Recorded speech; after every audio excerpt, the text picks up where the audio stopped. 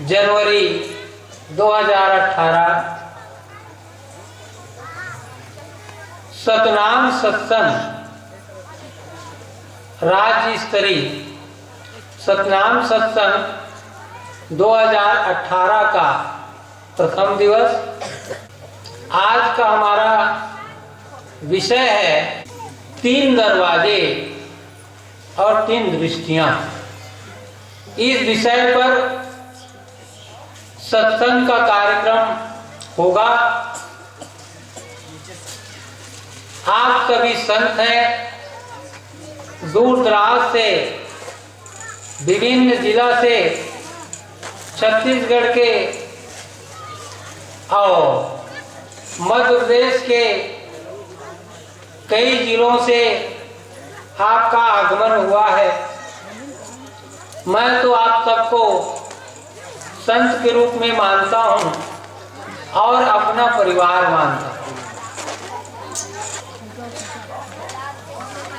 इस कार्यक्रम में हम किसी से कोई भेद नहीं रखते। हम आपस में एक समझौता करते हैं।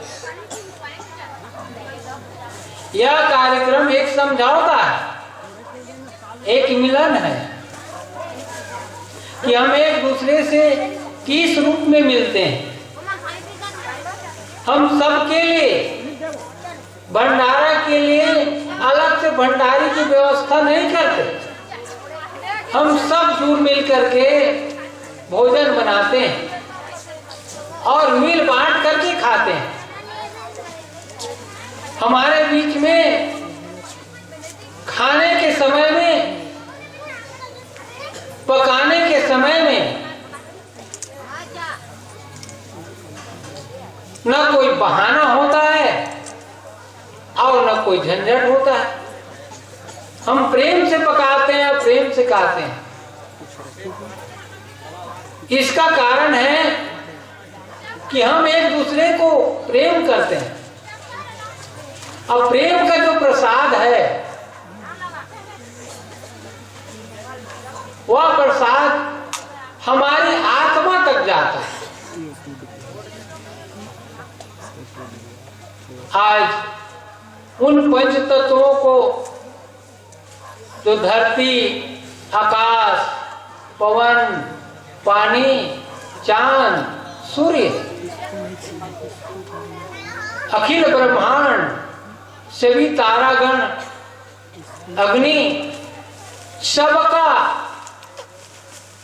सहयोग है और सबका आशीर्वाद है, जिससे हमको एक जगह हम बैठ करके उनके द्वारा दिए हुए प्रसाद को ग्रहण करते हैं। गुरु का वाणी भी एक प्रसाद है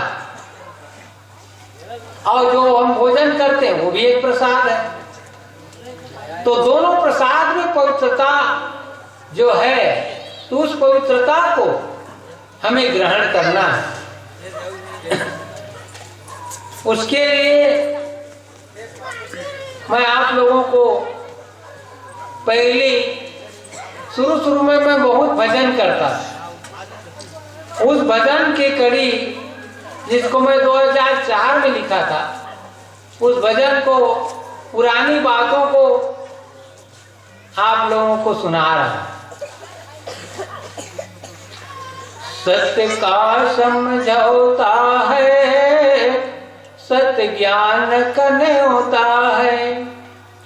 सत्य का समझौता है, सत्य ज्ञान कने होता है। हम सबको बुलाते हैं, हम सतगुण गाते हैं। हम सबको बुलाते हैं, हम सतगुण गाते हैं। मिलजुल कर पकाते हैं, मिल बांट के खाते हैं। हम मिलजुल के पकाते हैं, मिल बांट के खाते हैं। सत ज्ञान जो पाया है वही मन लगाया है। सत ज्ञान जो पाया है वही मन लगाया है, सुन समझ के गाया है, संतों बीच आया है। अन्याय जो छोड़ेगा वही न्याय को पाएगा। जो अपना अन्याय छोड़ेगा वो न्याय को पाएगा। वो कौन सा न्याय? सतरूपी न्याय। जो दान दया दानी वही संत कहलाएगा। दान का मतलब पैसा नहीं, दया का दान। जीवों पर हम कितना दया करते हैं, यही हमारा दान है। सत का दान दया है, क्रोध नहीं है, लोभ नहीं है, अहंकार नहीं है, दया दान है। जो दान दया दानी वही संत कहलाएगा। तो संत वही कहलाएगा जो जीवों के ऊपर और मानव के ऊपर दया करे। जो संत कहलाएगा वही अनुभव पाएगा। अब बिना सत्कर्म संतों खाली लौट जाएगा। जिसके अंदर में दया नहीं होगा, जिसके अंदर में प्रेम नहीं होगा, जो त्यागी नहीं होगा, जो सेवा करने का इच्छुक नहीं होगा, वह यहाँ आ करके वह खाली लौट जाएगा। उसके पास कुछ भी जाएगा नहीं। इसलिए आप दूर दराज से आए हो, कुछ जीवन के लिए लेकर के जाओ। धन तो बहुत आता है और खर्च हो जाता है, आने की चला जाता है। आदमी जन्म लेता है और मर भी जाता है। लेकिन जीवन में हमने क्या कमाया, जीवन में हम क्या पाया, इस बात को आपको जानना है, हमें जानना। तो प्यास बन करके संत समाज में आएगा। सुनो संत भाइयों, मन मैल धुआएगा। तो प्यासा बन करके आप आओ, गुरु के पास आते हो तो प्यासा बन करके आओ। तो कौन सा प्यास? गुरु के वाणी रूपी प्यास। पानी का प्यास तो आपको पानी बुझाया गया, भूख का प्यास तो भोजन आपको पूरा करेगा। लेकिन एक असली प्यास रह जाता है, वो गुरु के ज्ञान का। तो वह ज्ञान का प्यास जो है हम बुझा नहीं पाते हैं, इसलिए हम खाली लौट जाते हैं। और जब तक गुरु के वाणी रूपी प्यास आपके अंदर नहीं जाएगा तो आपका प्यास भी नहीं बुझेगा और आपके अंदर में मैल ज्यों का त्यों रहेगा, मैल भूलेगा नहीं।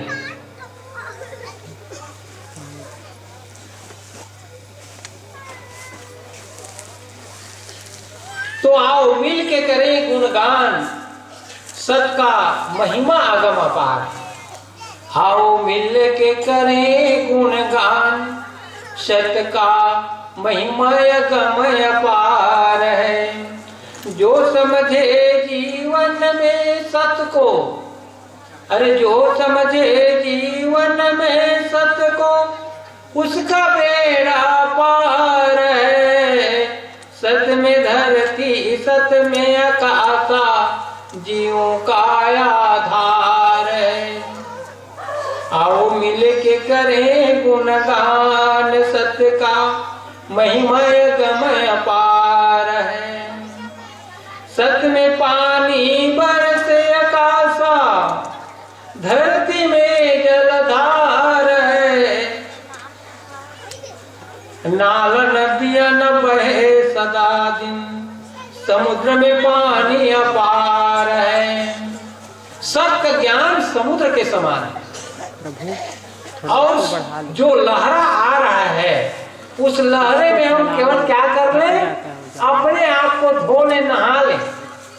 तो गुरु के ज्ञान से जो लहरा आएगा उस लहरे में अपन नहा ले। जैसे हम जगन्नाथ जाते हैं तो वहां समुद्र में लहरा आता है तो कोई समुद्र के अंदर में घुस करके नहीं नहाता, बल्कि समुद्र का जो लहरा आता है ना उसमें नहाते हैं। इस सत्संग में भी गुरु के ज्ञान का जो वाणी रूपी लहरा आ रहा है उस लहरे को आप अपने ऊपर लें, उस माने पवित्र गंगा में, उस लहरे में, हाँ, सब के लहरे में आप नहा लें। वर्षा ऋतु नदी नाला में धारा 4 दिनों का निस्तार है, सत सागर में डुबकी लगा लो, समुद्र में पानी अथाह है। सत विश्वासी सत को पाओ, सत संगत संसार। इस संसार में हम जन्म लेकर के आए हैं तो सत्संग में आकर के कुछ सीखें, कुछ सुने, कुछ जाने और कुछ समझें। यदि हम न सुनते हैं न समझते हैं तो हमारी नैया पार होने वाली नहीं, हमारे जीवन रूपी नैया पार होने वाली नहीं है। इसलिए जीवन रूपी नैया को पार करने के लिए हम गुरु का सहारा, गुरु के वाणी का सहारा, गुरु के बताए मार्ग का सहारा ले और उसी नाव में बैठ करके इस भवसागर रूपी जीवन रूपी नैया से पार हो जाए।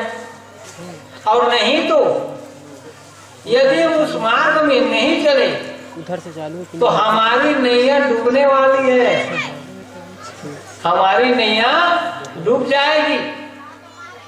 इसलिए जिस नाव में हम बैठे हैं वह नाव बीच में न अटके, वह नदी से पार हो जाए, ये हमको सोचना चाहिए। तो नैया डूबत है मझधार, नैया डूबत है मझधार, चलो चलो डारे अपन के। नैया डूबत है मझधार, चलो चलो डारे अपन के। तो हम किसी और के डहार पे नहीं चलेंगे, आप मेरे डहार पर भी मत चलिए, लेकिन आपको डहार चुनना पड़ेगा, क्योंकि यहाँ रास्ते की कमी नहीं है। यहाँ जीवन में आपको 2 रास्ते मिलेंगे, एक आपको सत मार्ग का रास्ता मिलेगा और एक झूठ मार्ग का रास्ता मिलेगा।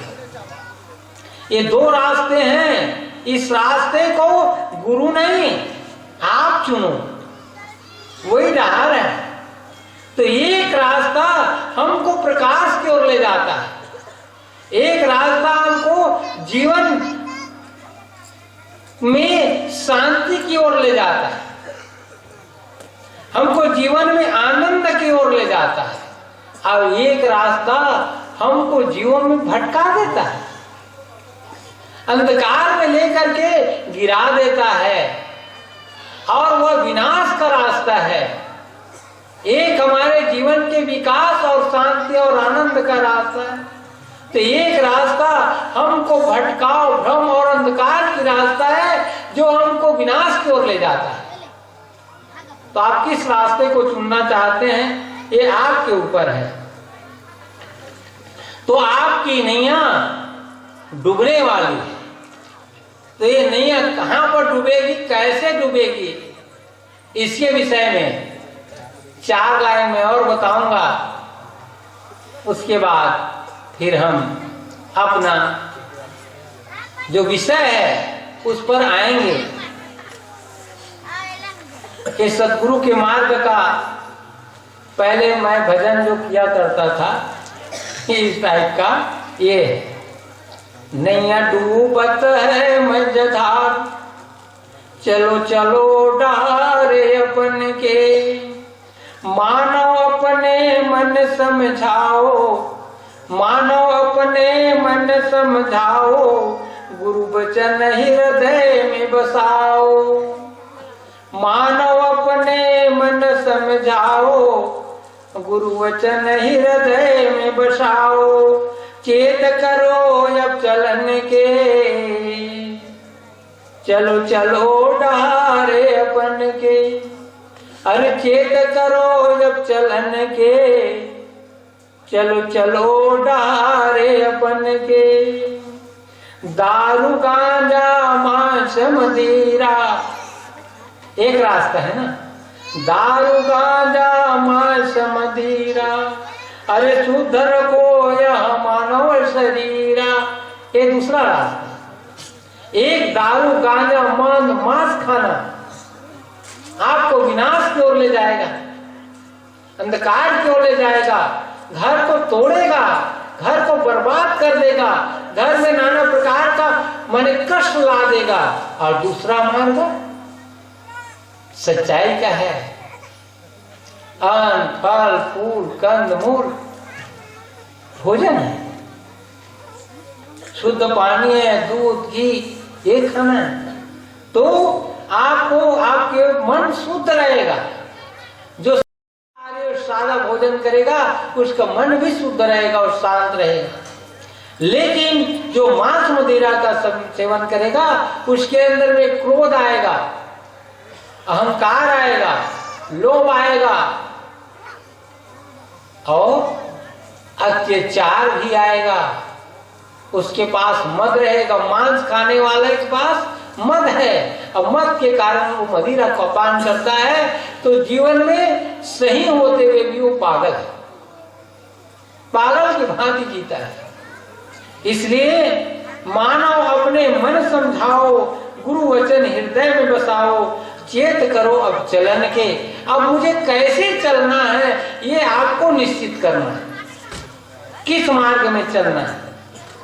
माता मानो पर नारी को, माता मानो पर नारी को, पर पुरुष को पीता। पुरुष अपने नारी को जीवन साथी और पर नारी को यदि माता माने और नारी महिला अपने पति को संगवारी जीवन साथी और पर पुरुष को पिता माने तो आपकी नैया डूबने वाली नहीं है, आपकी नैया पार हो जाएगी।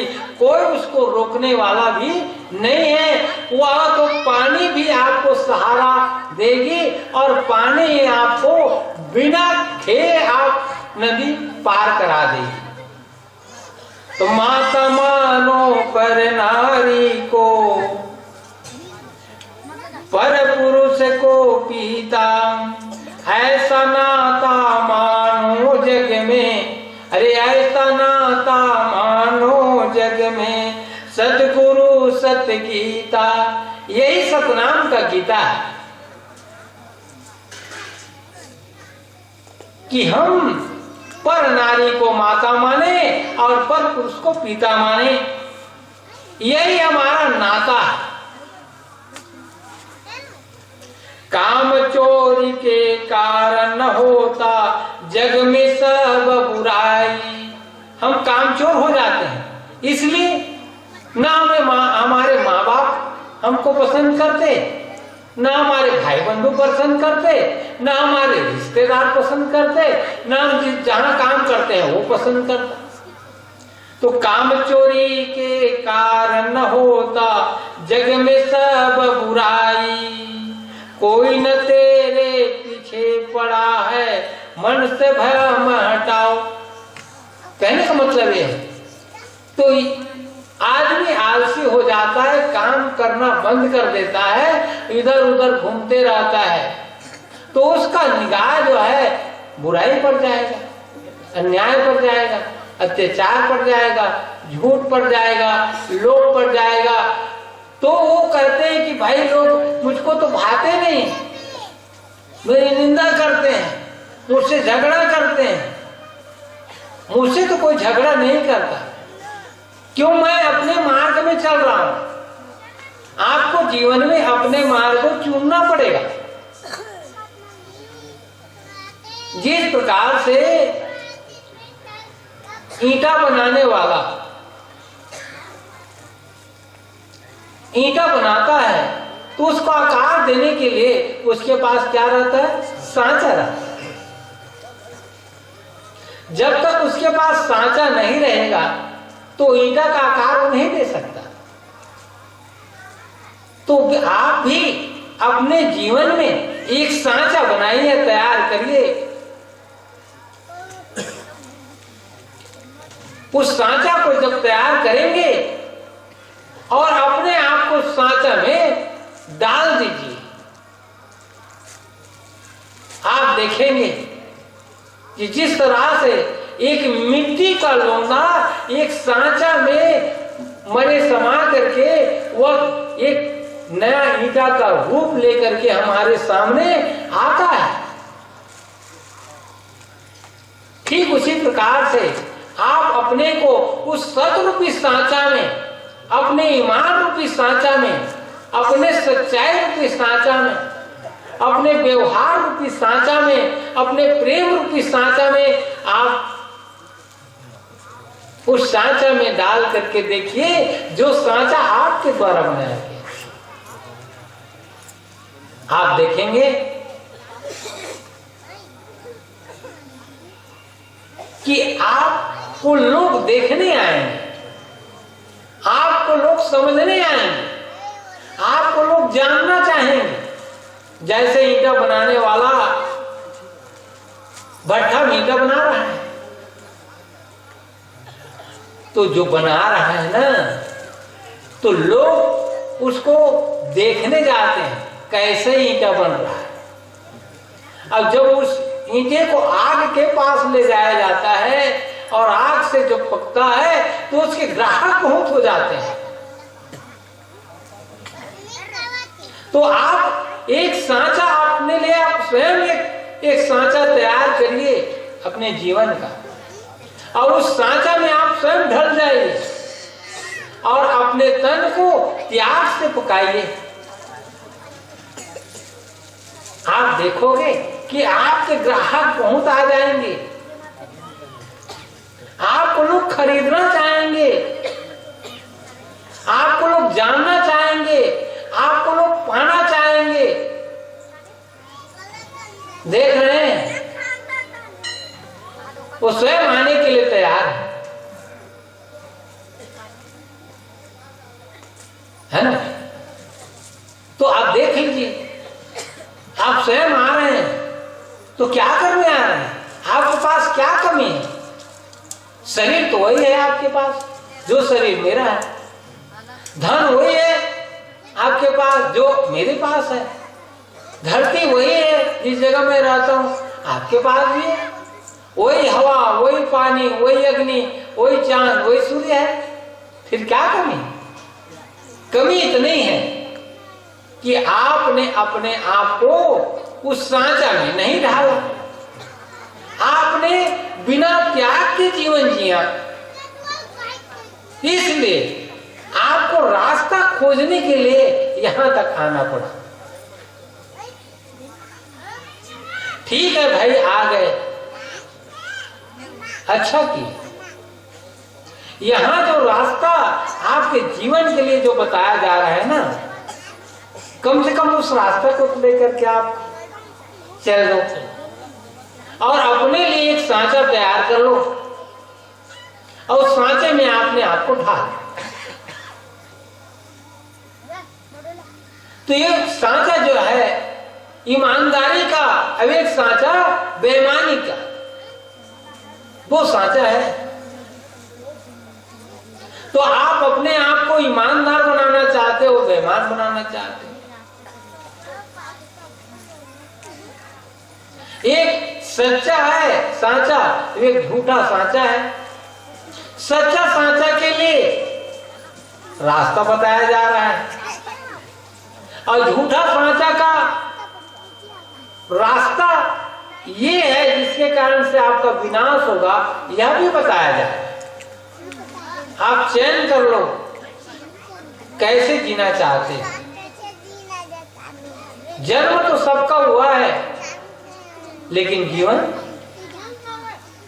है सबके पास, लेकिन आप जीना कैसे चाह रहे हो, कैसे जीते हो, किस रूप में जीते हो, किसके लिए जीते हो, क्या आप यहाँ रहने के लिए आए हो, कब तक रहोगे।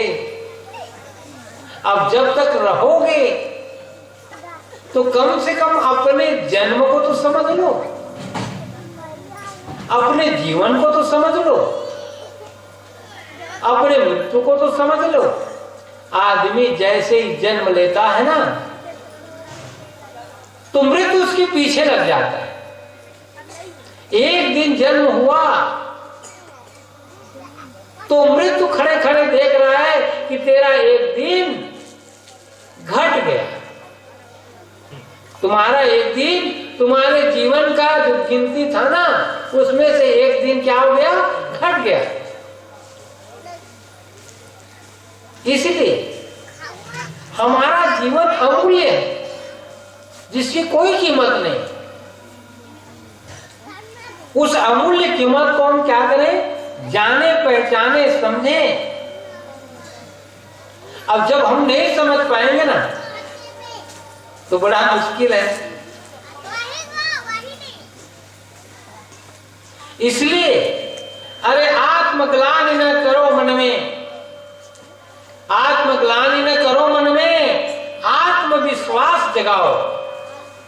आप अपने ऊपर स्वयं विश्वास करो। विश्वास क्या चीज है जानते हो आप?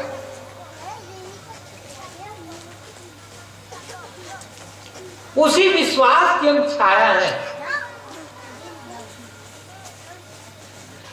विश्वास ही तो अमरता है, अमर है हमारा विश्वास।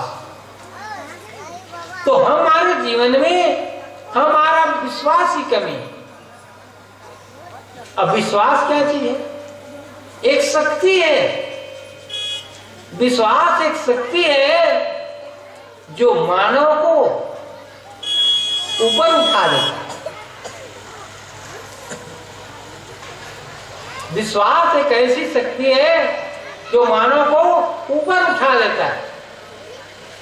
अब विश्वास नहीं होने पर, अब विश्वास एक ऐसी शक्ति है जो मानव को गड्ढे में गिरा देता है, अंधकार में ढकेल देता है, विनाश की ओर ले जाता है।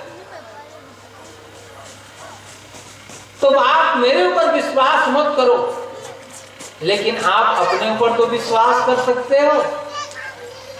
जो आदमी अपने ऊपर विश्वास करना सीख गया,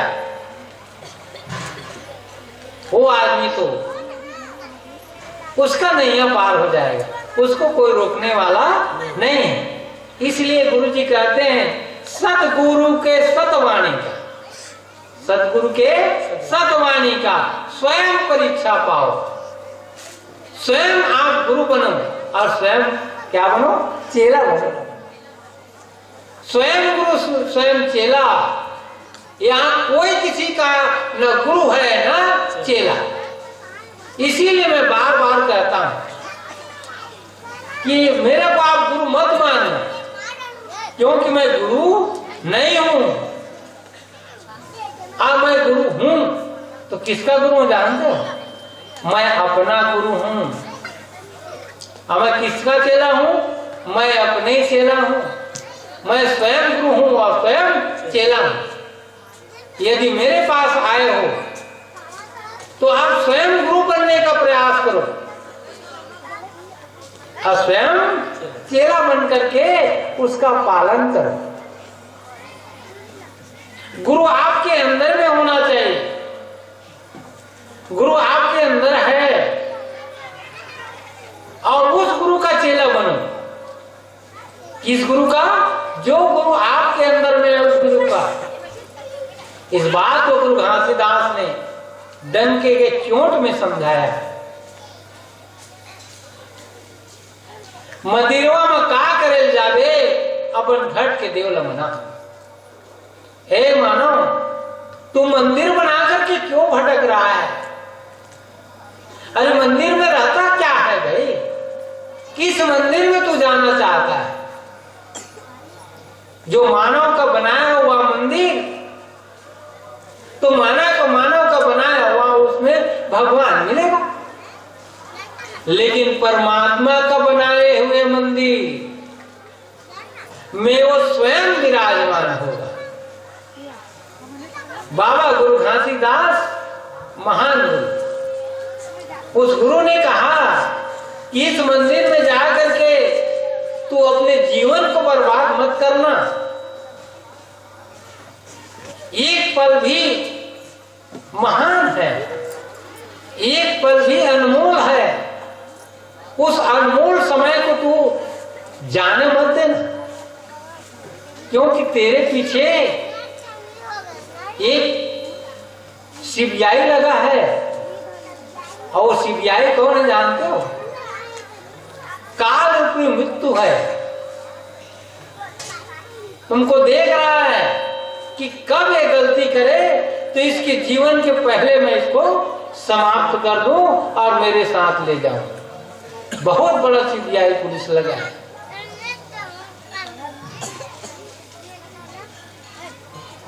लेकिन क्या हम उस पर ध्यान देते हैं? नहीं। हम तो जैसे पा रहे हैं वैसे खा रहे हैं, जैसे पा रहे हैं देख रहे हैं, जो मन लग रहा है बोल रहे हैं, जहां पाते हैं वहां चले जाते हैं। एक आदमी पात्रे जी है, मुझसे मिलने आया, तो कहे कि मैं आपसे कुछ बात करना चाहता हूँ। मैं कहा माँ बात मत करो, मंच में आपको कुछ मिलेगा, उसमें आप जांच कर लेना कि आपको मिला कि नहीं मिला। तो आप ना फिर भी मैं आपके चरण छूऊंगा, तो छू लो भाई। तो वो कहा कि जहां जहां सदगुरु की चर्चा हो रही है वहां मैं पहुंच जाऊं, ऐसे मेरे को आप आशीर्वाद दे दो। जरूर जरूर मैं आपको आशीर्वाद देता हूं पात्रे जी, लेकिन वो मंदिर में गुरुद्वारा में जाकर के आप आशीर्वाद लोगे तो मेरे पास आशीर्वाद मत लो, क्योंकि मैं उस मंदिर का पुजारी नहीं हूं। आज 20 साल हो गया, मैं चाहता तो इस जगह में एक बहुत बड़ा विशाल मंदिर बनवा देता, बहुत बड़ा बड़ा जयखाम बनवा देता, गुरु गद्दी और खड़ाऊ स्थापित करवा देता, झकाझक करवा देता। लेकिन मैं अपने जीवन में मंदिर नहीं बनाऊंगा, और मैं अपने बच्चों को भी चेता करके जा रहा हूँ, आप लोगों को भी चेता कर जा रहा हूँ कि मेरे नाम से कहीं पर कोई मंदिर मत बनाना, क्योंकि मैं मंदिर नहीं, बल्कि एक काम करना, जिस जगह में संतों का समागम करोगे उस जगह में घर जरूर बना देना, क्योंकि संत जाएंगे उस जगह में विश्राम करेंगे।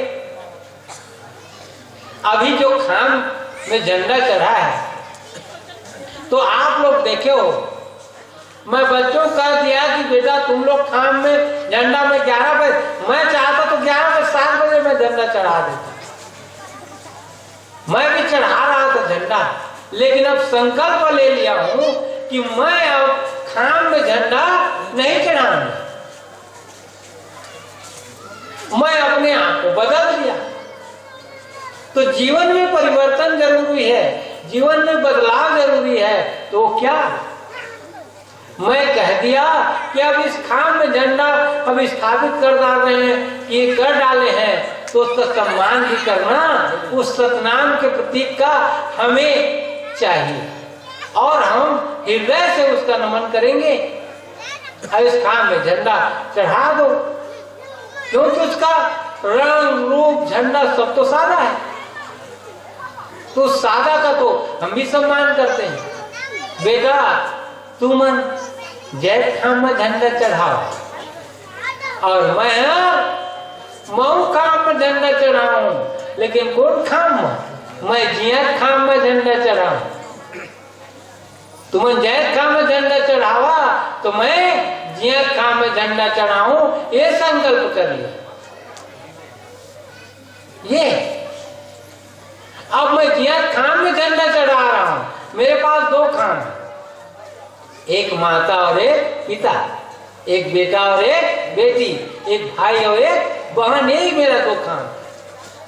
दुनिया दो से बना है, ये दुनिया दो से बना है, एक नर से एक नारी से। आधा पुरुष तो आधा नारी है। शिव जी का एक स्वरूप बताया जाता है, अर्धनारीश्वर।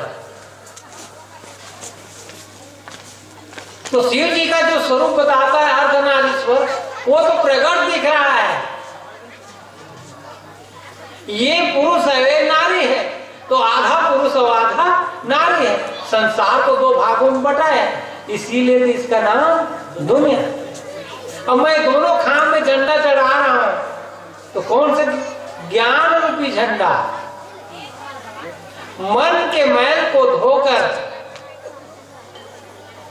उसके ईमान का, उसका सत्य का, उसके सच्चाई का झंडा चढ़ा रहा हूं।